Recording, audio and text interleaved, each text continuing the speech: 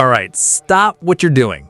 What if I told you the director of The Witcher 3 is making a brand new open-world RPG? But you're a vampire with teleportation powers like in Dishonored. Yeah, I thought that might get your attention. What is up, legends, and welcome back to the channel. Today, we are sinking our teeth into one of the most exciting games I've seen announced in a long time, the Blood of Dawnwalker. This is a brand new, single-player, open-world, dark fantasy action RPG coming in 2026 from a new studio called Rebel Wolves, published by Bandai Namco. And when I say new studio, I mean a studio founded by the actual game director of The Witcher 3 Wild Hunt, Konrad Tomašković, and packed with veterans from CD Projekt Red. So yeah, the pedigree here, it's not just good, it's legendary. It's like finding out your favorite pizza place is now run by a team of Michelin star Italian chefs. You just know it's going to be incredible. So what's the story? Get this. It's an alternate 14th century Europe, and things are not great. The Black Death is having a bit of a moment, humanity is weakened, and who decides to take advantage of all this chaos? You guessed it, vampires. They're stepping out of the shadows, ready to claim the world. You play as Cohen, a young guy who gets caught in the middle of all this and gets turned. But not into a full-on cape-wearing, I want to suck your blood type of vampire. He becomes a Dawnwalker, a being caught between two worlds. By day, he's human, but when the sun goes down, the fangs come out. And here's the narrative hook that gets me so hyped. The entire game is a moral tug of war. Do you cling to what's left of your humanity and fight for the people you once knew? Or do you embrace these insane cursed powers to protect your family, even if it means becoming the very monster everyone fears?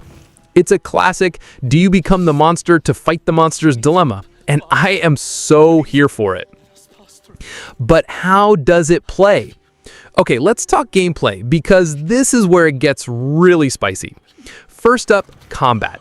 The developers are straight up saying it's inspired by The Witcher 3. We're talking realistic, weighty, deliberate sword fighting. It's not about button mashing, it's about timing, parrying, and sticking the pointy end in the other guy with purpose. On top of that, you've got magic. But it's not just slinging fireballs. Here, manipulating reality comes at a cost. And you can use things like hexes to stun enemies or hit them with damage over time. But the real game changer, the unique selling point, is that day-night cycle. This isn't just for pretty lighting, people. It fundamentally changes how you play the game. During the day, you're human Cohen. You're a skilled swordsman, you've got some of that costly magic, and you're interacting with the world like a regular non-creature of the night type. You're solving quests in bustling Gothic cities like Vale Sangora, talking to NPCs, and maybe, just maybe, trying to avoid getting staked. But when night falls, everything changes. Your vampiric side takes over. You get enhanced mobility, you're stronger, faster, and you unlock a whole new set of powers. The big one they've shown off is called Shadowstep. Does that look familiar? It's basically Blink from Dishonored. You can teleport across rooftops, flank enemies in a split second, and explore the world in a completely different way. Imagine stalking your prey through the dark alleys of a 14th century city, zipping from shadow to shadow before you strike. The strategic possibilities are absolutely mind-blowing. So you've got this awesome Jekyll and Hyde dynamic. Day is for investigation and human-style combat. Night is for assassination and unleashing your inner monster. How cool is that? All of this is built on Unreal Engine 5, so you know it's going to be gorgeous. The art style is pure dark Gothic medieval goodness. We're talking atmospheric cities, dense forests, and horrifying creatures of the night. Forget the sunny vineyards of Toussaint. This is going to be dark, bloody, and immersive.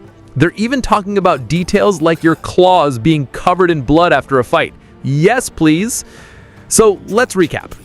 1, it's made by the masterminds behind The Witcher 3.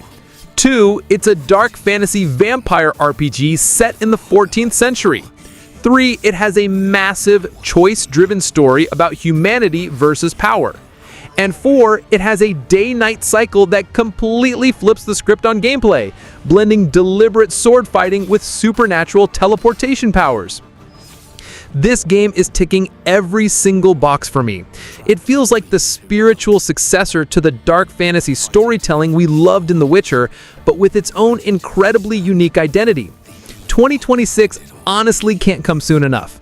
But that's what I think. Now I want to know what you think. This is the big question.